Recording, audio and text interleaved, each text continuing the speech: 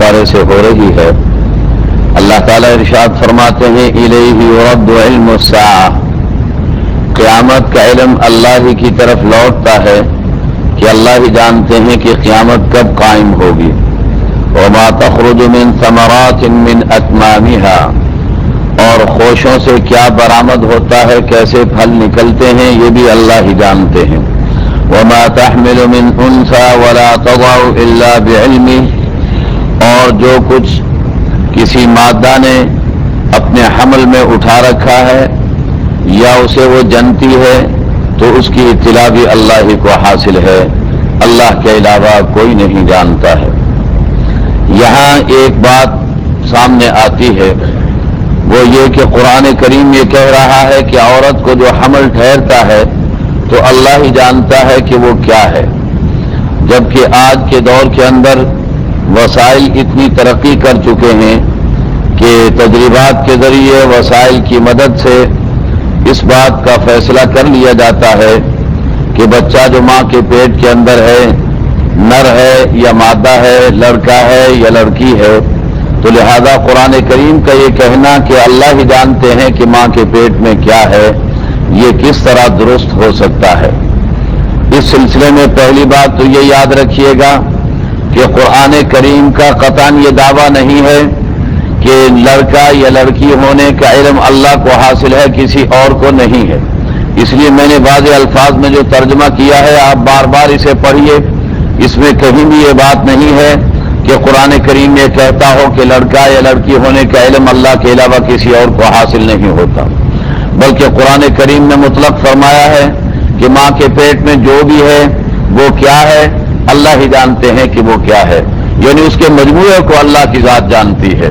اور مجموعہ کا مطلب یہ ہے کہ اس کا ایک حصہ اس کا نر یا مادہ ہونا ہے، ورنہ اس کے علاوہ اس پیدا ہونے والے بچے کا غریب یا امیر ہونا، نیک یا بد ہونا، مومن یا کافر ہونا، یہ علم بھی، اور کتنی لمبی اس کی زندگی ہوگی، کتنی عمر پائے گا، یہ ساری چیزوں کا مجموعہ وہ بچہ ہے جو ماں کے پیٹ کے اندر ہے۔ اور ظاہر بات ہے کہ ڈاکٹر زیادہ سے زیادہ یہی بتا سکتے ہیں کہ یہ لڑکا ہے یا لڑکی ہے، لیکن اس کی غربت اور امارت کا فیصلہ، اور اس کے نیک و بد ہونے کا فیصلہ، اس کے کافر اور مومن ہونے کا فیصلہ یہ ڈاکٹر نہیں کر سکتے۔ اس کا علم اللہ فرماتے ہیں میرے علاوہ کسی اور کو حاصل نہیں ہے، وہ اس کے مجموعے کا علم اللہ کے پاس ہے۔ اگر اس کی کوئی ایک جزی کوئی بتا دیتا ہے تو وہ اس کے منافی اور اس کے خلاف نہیں رہے گی۔ اور دوسری بات یہ کہ میں اس میں اپنا ایک تجربہ بھی آپ حضرات سے عرض کرنا چاہوں گا۔ ایک الٹرا ساؤنڈ کے بڑے ماہر ڈاکٹر میرے دوست ہیں، ایک دفعہ میرے پاس آئے، مٹھائی کا ڈبہ بھی لے کر کے آئے اور بچے کا نام تجویز کرنے کے لیے کہا، اور کہنے لگے کہ میری 3 لڑکیاں ہیں اور اب ایک لڑکا پیدا ہوا ہے، ہمیں بڑی خوشی ہے، آپ اس کے لیے مناسب نام تجویز کر دیجئے۔ پھر انہوں نے اپنا واقعہ بتایا، کہنے لگے کہ الٹرا ساؤنڈ کے اندر میں نے باہر سے کورس کیا اور بڑی اس کے لیے مہارت حاصل کی، اور یہاں آ کر کے پریکٹس کر رہا ہوں، اور ہمیں لڑکے کی بڑی تمنا تھی، لیکن ہماری 3 لڑکیاں ہیں، دونوں میاں بیوی بڑے پریشان تھے۔ اب کے جو حمل ٹھہرا تو ہماری بڑی دعائیں تھی کہ ہمیں لڑکا مل جائے، لیکن چونکہ میں الٹرا ساؤنڈ کا ماہر ہوں، اس بنا پر میں مہینے 2 مہینے کے بعد اپنی بیوی کو چیک کرتا یہ دیکھنے کے لیے کہ جو بچہ ہے وہ نر ہے یا مادہ ہے، لڑکا ہے یا لڑکی ہے، کیونکہ الٹرا ساؤنڈ کے ذریعے ہم اس کو متعین کر سکتے ہیں۔ تو کہنے لگا کہ میں اس کی تحقیق کرتا رہا، دیکھ بھال کرتا رہا، لیکن آخری دم تک وہ کہتا ہے کہ میرا علم یہ بتاتا تھا اور میری مشینیں یہ بتاتی تھی کہ یہ لڑکی ہے لڑکا نہیں ہے، لیکن جب پیدا ہوا تو لڑکا نکلا، لڑکی نہیں تھی۔ اس سے معلوم ہوا کہ ڈاکٹر اگر بتاتے بھی ہیں تو اندازہ لگاتے ہیں، حتمی اور یقینی بات نہیں بتا سکتے ہیں، ان کے اندازے غلط بھی ہو سکتے ہیں، اور بعض اوقات زیادہ چانسز اس کے صحیح ہونے کے ہو سکتے ہیں، لیکن ہوتا ہے کہ اندازے کی بات ہوتی ہے، یقینی بات نہیں ہوتی، اور یقینی علم اللہ کے سوا کوئی نہیں رکھتا ہے۔ بہر صورت قرآن کریم جو بات کہتا ہے برحق اور سچی بات کہہ رہا ہے۔ وَيَوْمَ يُنَادِيهِمْ أَيْنَ شُرَكَائِي قَالُوا آذَنَّاكَ مَا مِنَّا مِن شَهِيدٍ وَضَلَّ عَنْهُم مَّا كَانُوا يَدْعُونَ مِن قَبْلُ وَظَنُّوا مَا لَهُم مِّن مَّحِيصٍ۔ قرآن کریم یہ کہہ رہا ہے کہ قیامت کے دن میں ان سے پوچھوں گا کہ میرے ساتھ جن کو تم شریک ٹھہراتے تھے وہ کہاں چلے گئے، آخر آج کیوں نہیں وہ سامنے آ رہے ہیں، وہ یہاں موجود کیوں نہیں ہیں؟ وضل عنہم ما كانوا يدعون من قبل، جن کو اللہ کے علاوہ پکارتے تھے وہ سب گم ہو جائیں گے اور ان لوگوں کو بھلا دیے جائیں گے۔ وظنوا ما لهم من محیص، اور وہ یہ یقین کر لیں گے کہ آج بچنے کا کوئی راستہ نہیں ہے۔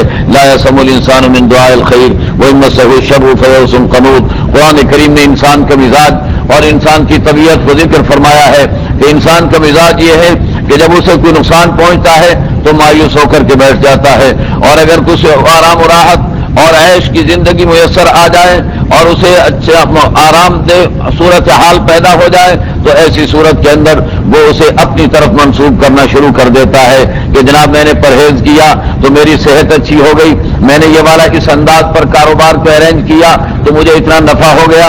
وہ اپنے فوائد سارے اپنی طرف منسوب کرتا ہے اور اپنی ذات کی طرف لگانے کی کوشش کرتا ہے، اور پھر کیا کہتا ہے؟ وما اظن الساعة قائمہ، کہتا ہے کہ یہ قیامت تو کوئی نہیں ہوگی، بس یہی زندگی ہے، یہی بابر بعیش کوش کے عالم دوبارہ نیز۔ بابر کا مقولہ مشہور ہے کہ عیاشی کر لو جتنی کرنی ہے اس دنیا کے اندر، یہ دنیا دوبارہ نہیں آئے گی۔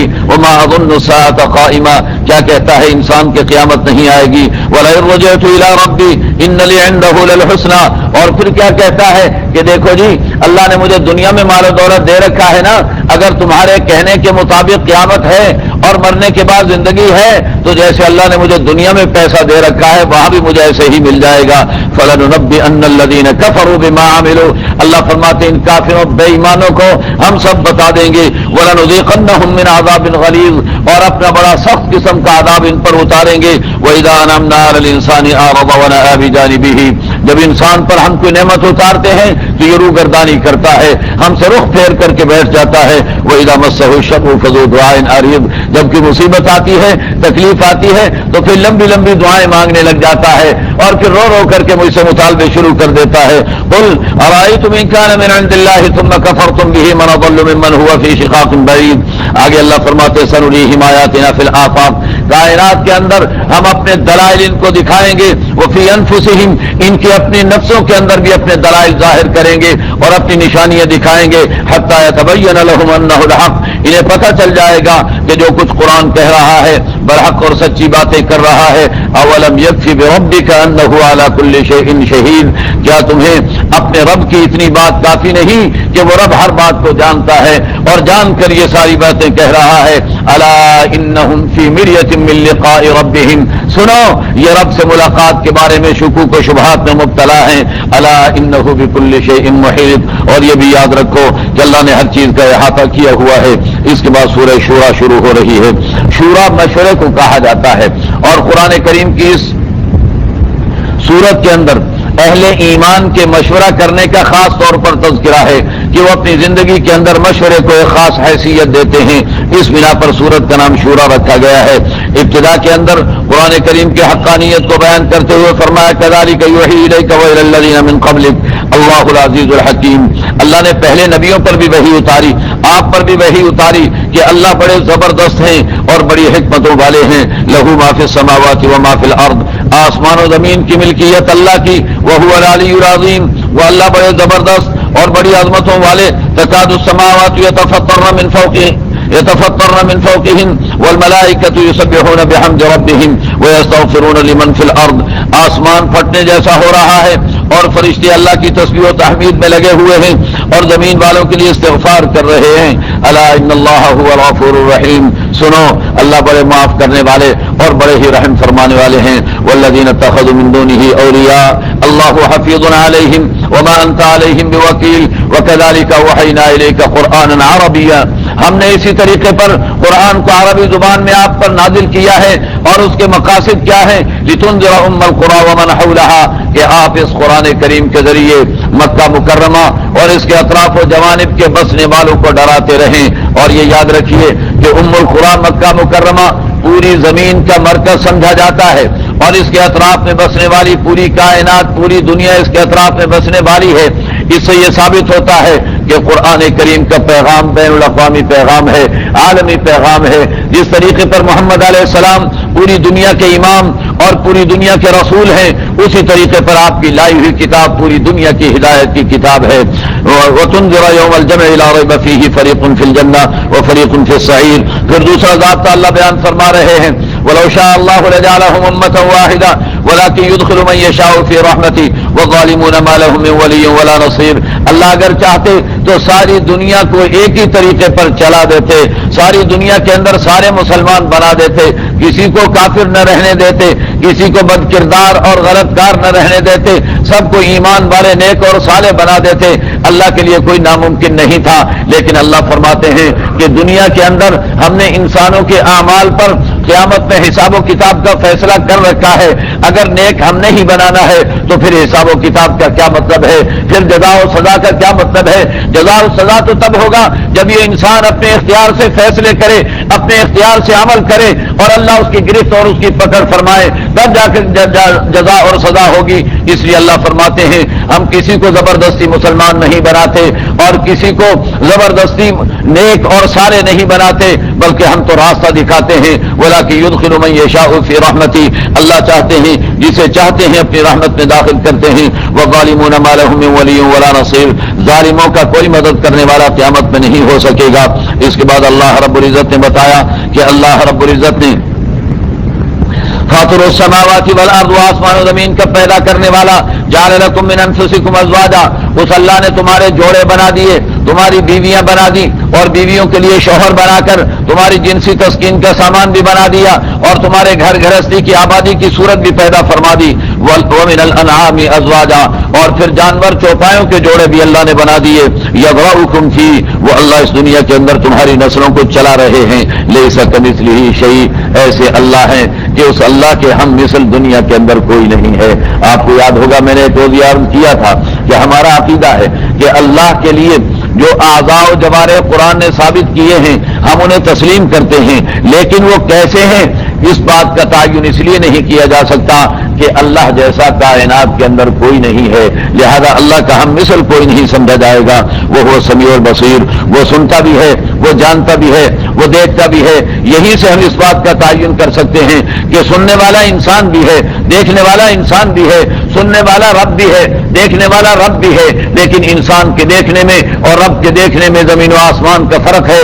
انسان کے سننے میں اور رب کے سننے میں بھی زمین و آسمان کا فرق ہے. اللہ نے خود قرآن میں فرمایا ہے هل أتى على الإنسان حين من الدهر لم يكن شيئا مذكورا إنا خلقنا الإنسان من نطفة أمشاج نبتليه فجعلناه سميعا بصيرا. انسان کو بھی اللہ نے سمیع و بصیر کہا، اللہ خود بھی سمیع و بصیر اپنے آپ کو کہتے ہیں.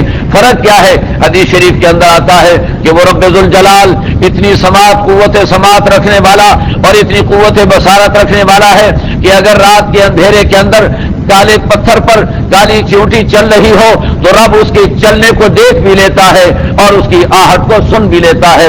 اس رب کی سماعت اور بصارت کا یہ عالم ہے. اس لیے اللہ کی کسی چیز کو بھی مخلوق کی کسی چیز کے ساتھ تشبیہ نہیں دیا جا سکتا.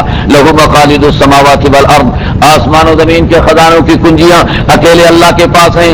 یبسط الرزق لمن یشاء ویقدر، جس کے لیے چاہے روزی کو پھیلا دے، جس کے لیے چاہے روزی کو تنگ کر دے. انہ بکل شیء علیم، ہر چیز کا جاننے والا. شرع لکم من الدین ما وصى به نوحا والذی اوحینا الیک وما وصینا به ابراہیم وموسیٰ وعیسیٰ ان اقیموا الدین ولا تتفرقوا فیہ. اللہ فرماتے میرے نبی آپ کے لیے بھی ہم نے ایک دین وضع کیا ہے، وہی دین ہم نے نوح علیہ السلام کے لیے وضع کیا تھا، وہی دین ابراہیم کے لیے، وہی دین موسیٰ کے لیے، وہی دین عیسیٰ کے لیے.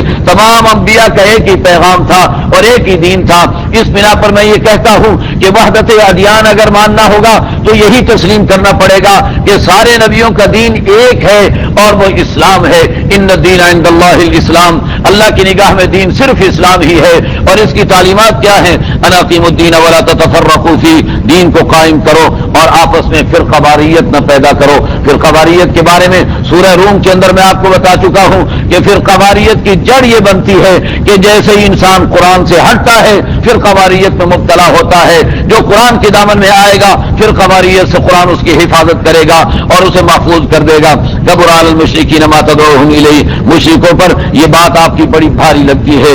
اللہ یجتبی الیہ من یشاء ویہدی الیہ من ینیب. پھر اللہ فرماتے ہیں فرقہ واریت کی اللہ نے اسباب بھی بیان فرما دیے. وما تفرقوا الا من بعد ما جاءهم العلم بغيا بينهم، انہوں نے فرقہ واریت کیسے پیدا کی؟ اس طریقے پر کہ پہلے علم آیا، آسمان سے وحی اتری بغیم بینہم، ان لوگوں نے اپنی خواہشات کو پورا کرنے کے لیے سرکشی اختیار کی اور قرآن سے روگردانی اختیار کی، جس کے نتیجے کے اندر فرقے، ٹولیاں اور جماعتیں بن گئی. ولولا کلمۃ سبقت من ربک. اس کے بعد اللہ فرماتے ہیں فلذلک فدع، اسی کے لیے آپ دعوت دیجیے، اللہ کی طرف لوگوں کو بلائیے. واستقم کما امرت، اور جس بات کا اللہ نے آپ کو حکم دیا ہے اس پر جمے رہیے اور ثابت قدمی کا مظاہرہ فرمائیے. قرآن کریم کی یہ آیت اتنی اہم آیت ہے کہ اللہ کے نبی علیہ الصلوۃ والسلام پورے قرآن کریم کے اندر اس لفظ کو مشکل ترین آیت قرار دیتے تھے. فاستقم کما امرت، کہ جیسے اللہ نے آپ کو حکم دیا ہے ویسے آپ ثابت قدمی اور ویسے آپ سیدھے رہ کر کے کام کیجئے. حضور علیہ الصلوۃ والسلام سے حضرت ابوبکر صدیق نے پوچھا کہ یا رسول اللہ قد شبتا، اے اللہ کے رسول آپ بوڑھے ہو گئے، آپ کے بال مبارک سفید ہونے لگ گئے. میرے نبی نے فرمایا کہ شیبتنی ہود و اخواتها، اور ایک دوسری روایت کے اندر آتا ہے کہ اللہ کا یہ جملہ فاستقم کما امرتا، اس جملے نے مجھے بوڑھا کر دیا ہے کہ میں اس بات کو سوچ کر پریشان ہو جاتا ہوں کہ جیسے میرے اللہ چاہتے ہیں میں ویسا عمل کر بھی سکوں گا یا نہیں کر سکوں گا، اس بات پر میں پریشان ہو جاتا ہوں. بہر صورت بڑی بات ہے کہ اللہ ہمیں استقامت نصیب فرما دیں. ولا تتبع اهواءهم، ان لوگوں کی خواہشات کے پیچھے نہ چلیں. وامرت ليعدل بينكم الله ربنا وربكم. اس کے بعد اللہ فرما رہے ہیں من كان يريد حرث الآخرة نزد له في حرثه. یاد رکھیے کہ دنیا کی زندگی کے طالب جو ہوں گے، ہاں جو آخرت کے طلبگار ہیں، اللہ اس کی طلب کے اندر برکت عطا فرماتے ہیں. ومن كان يريد حرث الدنيا نؤته منها، دنیا کے طلبگاروں کو اللہ دنیا میں سے تو قسمت کے بقدر دیں گے لیکن آخرت کے اندر ان کا کوئی حصہ نہیں ہوگا. اس لیے مانگیے اللہ سے تو آخرت طلب کیجئے. جب آخرت ملے گی تو دنیا خود بخود جھونگے کے اندر اللہ عطا فرما دیا کرتے ہیں. اس کے بعد اللہ رب العزت نے یہ فرمایا کہ دیکھیے اللہ رب العزت اپنے بندوں کے لیے بڑے ہی رحیم اور شفیق ہیں. وَهُوَ الَّذِي يَقْبَلُ التَّوْبَةَ عَنْ عِبَادِهِ وَيَعْفُو عَنِ السَّيِّئَاتِ وَيَعْلَمُ مَا تَفْعَلُونَ. وہی اللہ بندوں کی توبہ قبول کرتے ہیں، گناہوں کو معاف کرتے ہیں، تمہارے اعمال کو جانتے ہیں. وَيَسْتَجِيبُ الَّذِينَ آمَنُوا وَعَمِلُوا الصَّالِحَاتِ وَيَسْتَجِيبُ الَّذِينَ آمَنُوا وَعَمِلُوا الصَّالِحَاتِ. ایمان والے اعمال صالحہ والوں کی دعا کو قبول کرتے ہیں. وَيَزِيدُهُم مِّن فَضْلِهِ، اور انہیں اپنے فضل سے اور اضافہ فرما دیتے ہیں. اور اللہ کے فضل سے اضافے کا مطلب اللہ کی رضامندی اور اللہ کی زیارت کا جنت کے اندر نصیب ہو جانا. اللہ ہم سب کو نصیب فرما دے. والکافرون لهم عذاب شدید ولو بسط اللہ رزق لعباده لبغوا فی الارض. اگر اللہ بے پناہ بے تحاشا روزی دے دیں اپنے بندوں کو تو یہ فساد مچا دیں گے اور دنیا کے اندر شرارتیں کرنے لگ جائیں گے. ولکن ينزل بقدر ما يشاء، لیکن اللہ مخصوص اندازے کے مطابق نازل کرتا ہے. وهو الذي ينزل غيثا من بعد ما قنطوا، وہی اللہ بارش برساتا ہے، وہی اللہ اپنی رحمتیں پھیلاتا ہے. اور پھر اللہ کی نشانیاں، اللہ کی قدرت کے دلائل، آسمان و زمین کو پیدا کر دینا اور آسمان و زمین کے اندر جانور چوپائے پیدا کر دینا. وهو على جمعهم اذا يشاء قدیر، وہ جب چاہے گا ان کو دوبارہ زندہ کر لے گا اور جمع کر لے گا.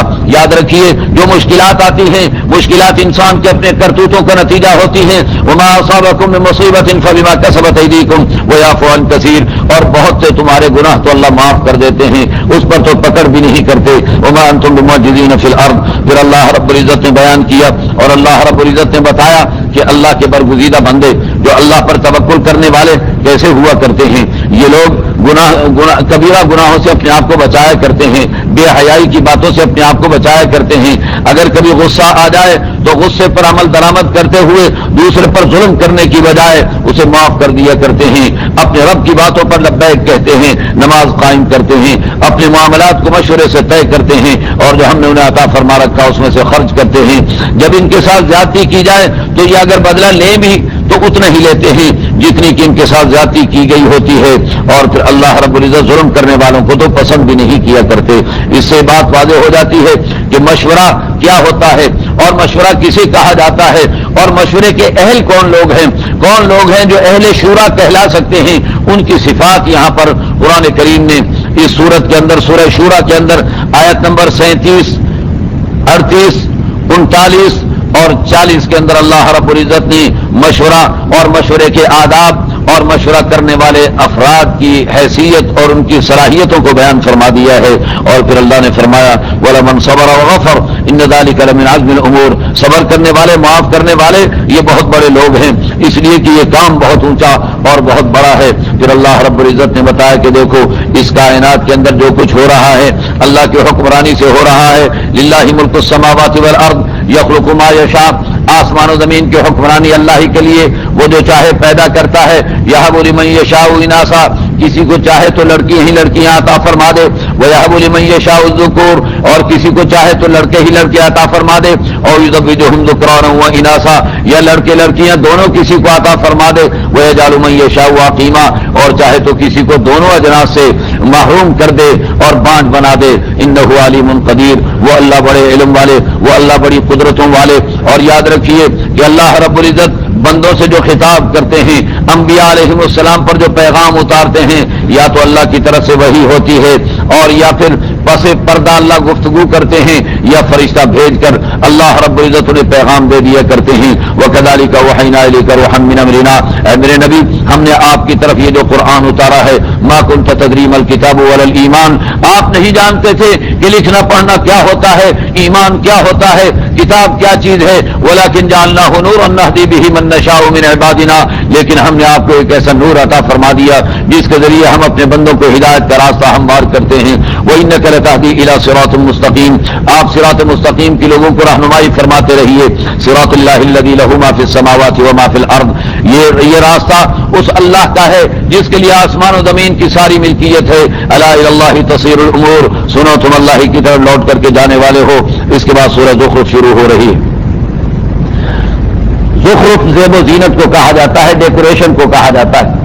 اللہ رب العزت نے اس صورت کے اندر اس بات کو بیان فرمایا ہے کہ اللہ کافروں کو زیب و زینت دنیا کی عطا فرماتے ہیں، اور اس میں اللہ کے ہاں صرف ان کی نافرمانی کی وجہ سے ان پر کوئی رکاوٹ پیدا نہیں کی جاتی. اس بنا پر پوری سورت کا نام اس حوالے سے تجویز کر دیا گیا اور زخرف نام رکھا گیا ہے. اس کے بعد اللہ نے ابتدا کے اندر قرآن کریم کی اہمیت کو واضح کرنے کے لیے بتایا کہ قرآن واضح کتاب ہے، عربی زبان کے اندر اتاری گئی ہے تاکہ تم عقل کو استعمال کر سکو. وَإِنَّهُ فِي أُمِّ الْكِتَابِ لَدَيْنَا لَعَلِيٌّ حَكِيمٌ. آگے قرآن کریم نے بتایا نبوت کے مسئلے کو ثابت کرتے ہوئے کہ پہلے جتنے انبیاء آئے ہیں ان کا مذاق اڑایا گیا ہے.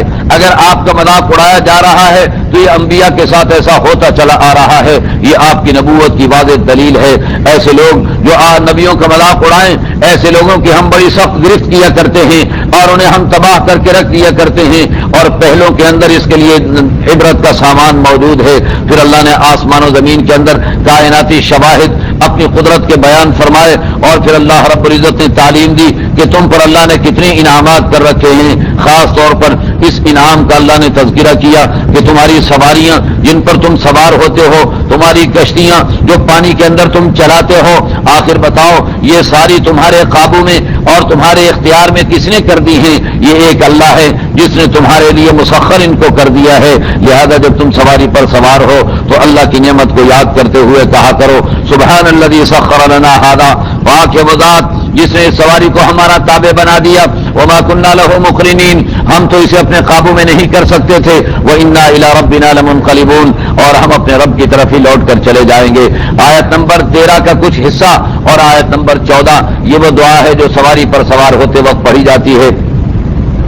اس کے بعد اللہ رب العزت نے ان لوگوں کی مذمت فرمائی ہے جو اللہ کے لیے اولاد کو ثابت کرتے ہیں، خاص طور پر مشرکین مکہ جو فرشتوں کو اللہ کی بیٹیاں قرار دیتے تھے، اس کی مذمت اللہ رب العزت نے فرمائی. اور پھر مشرکین مکہ کا ایک دیرینہ اعتراض، اہل باطل کا دیرینہ اعتراض، اسے بھی اللہ نے اٹھایا ہے. اور وہ اعتراض ان لوگوں کا یہ تھا کہ یہ قرآن صرف یہ نبی ہی کیوں بیان کرتا ہے، ہمیں کیوں نہیں قرآن بیان کرنے کا اختیار دے دیا جاتا؟ جیسے ہمارا یہ مطالبہ ہوتا ہے نا، یہ مخصوص افراد ہی کیوں اس موضوع پر گفتگو کرتے ہیں، ہمیں کیوں نہیں موقع دے دیا جاتا؟ دیکھیے موقع نبی کو موقع اس لیے ملتا کہ اس پر وحی اترتی ہے، اور علماء کو موقع اس لیے ملتا ہے کہ وہ زندگیاں لگا کر قرآن کو سمجھتے ہیں، تب جا کر کے انہیں قرآن پر ماہرانہ رائے دینے کا موقع دیا جاتا ہے.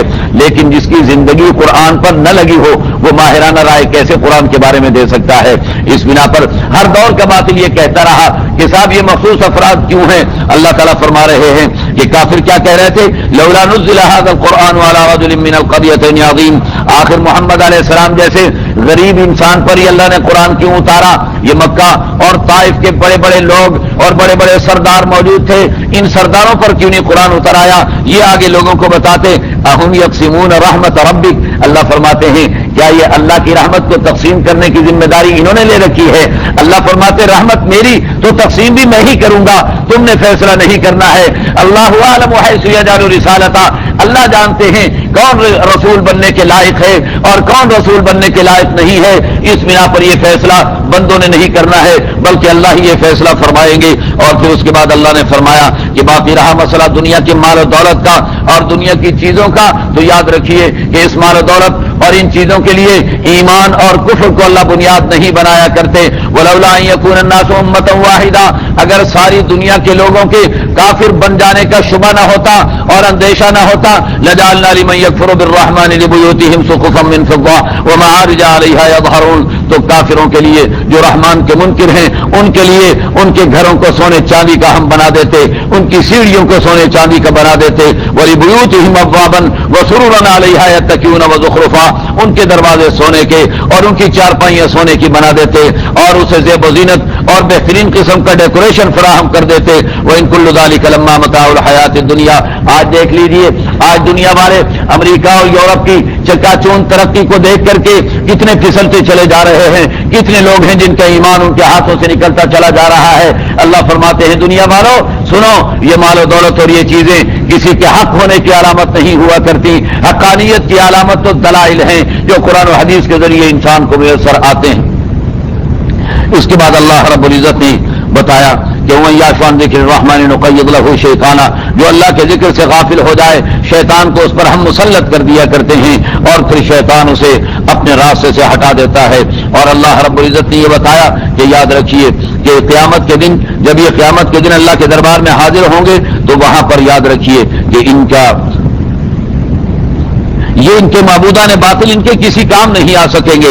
افانت تسمع الصم وتهدي العمي ومن كان في ضلال مبين، میرے نبی کیا آپ بہروں کو سنا سکتے ہیں، اندھوں کو دکھا سکتے ہیں، جو گمراہی کے اندر پڑے ہوئے ہیں آپ انہیں ہدایت پر لا ہی نہیں سکتے.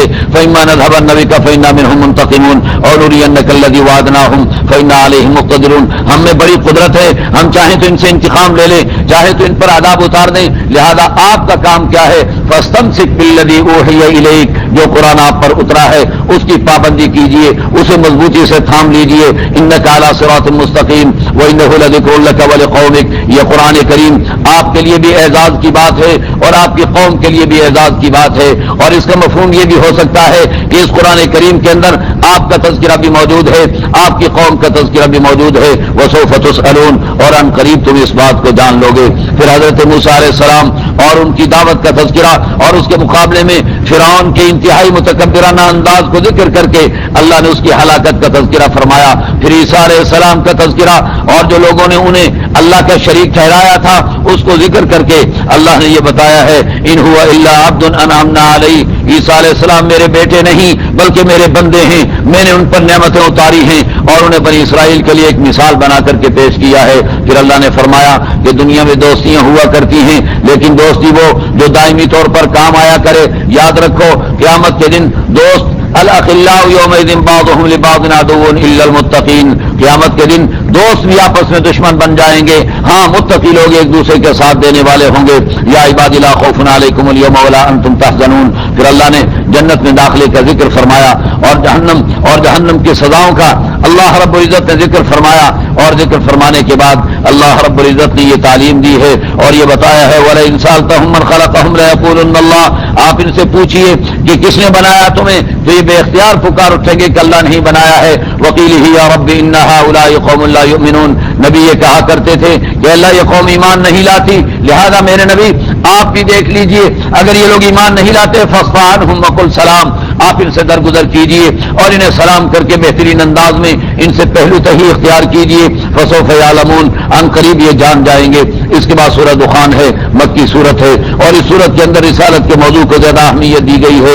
ابتدا میں قرآن کریم کی حقانیت اور لیلۃ القدر میں قرآن کریم کے نزول کو بیان کیا گیا، پھر اللہ کی قدرت کو بیان کیا گیا، اور پھر اس کے بعد اللہ رب العزت نے حضرت موسیٰ علیہ السلام کا فرعون سے مقابلہ اور فرعون کا غرق ہونا اور فرعون کی سارے وسائل موسیٰ علیہ السلام اور ان کی قوم کے حوالے کرنے کا تذکرہ اللہ نے فرما دیا، اور یہ بھی بتا دیا کہ فرعون جو دنیا کا بڑا جابر و ظالم حکمران تھا، جب وہ مرا ہے اور غرق ہوا ہے، فما بکت علیہم السماء والارض وما كانوا منظرین، نہ آسمان ان پر رویا ہے نہ زمین اس پر روئی ہے، اور نہ اسے ذرہ برابر مہلت دی گئی ہے، اور بنی اسرائیل کو ہم نے نجات عطا فرما دی۔ پھر اللہ رب العزت نے بتایا کہ آسمان و زمین کو اللہ نے بے مقصد پیدا نہیں کیا ہے، پھر اللہ نے جنت اور جہنم کا تذکرہ کر کے دنیا کو یہ تعلیم دی ہے کہ یاد رکھیے کہ جنت میں چلے جانا فضلا من ربک، تیرے رب کے فضل سے ہی میسر ہو سکے گا، ذالک هو الفوز العظیم، یہی بڑی کامیابی ہے۔ اور اس قرآن کریم کو ہم نے آپ کی زبان میں آسان کر دیا تاکہ یہ لوگ نصیحت حاصل کر سکیں۔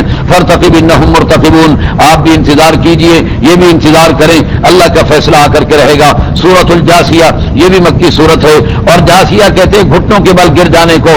قیامت کے دن ہر ایک گھٹنوں کے بل گرا ہوا اللہ کے دربار میں پیش ہوگا۔